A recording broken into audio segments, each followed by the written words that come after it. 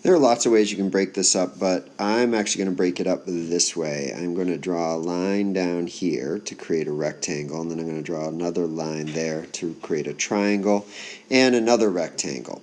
So we know that this big rectangle has a length and width of 12. So we're going to do length of 9, 12 is the width. So we're going to do 12 times 9, which is 108. So that's that piece right there. Now, this little length that we don't have here, that's 9, this is 11, so 11 minus 9 is 2 feet, so we know that one's 2. And we also know that we've taken off a little piece here, and the whole length over here was 12, but we're taking 1.5 off, so 12 minus 1.5 gives you a height of 10.5 feet. Here, let me write that again so that it fits nicely. 10.5 feet.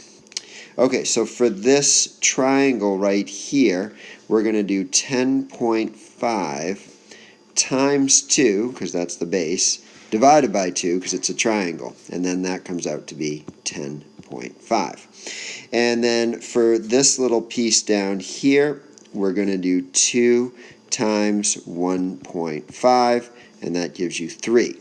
So now you have, to get your final area of your base, you have the 108, you have the 10.5, and you have the 3. So we're going to add all those together.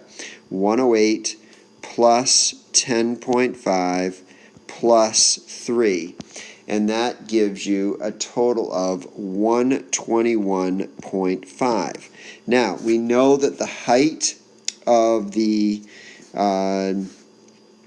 pool is 4 feet, so we're going to take that 4 and multiply it by the 121.5, and you end up with 486 feet cubed, because that's your volume, and for assessments you're just going to type in 486.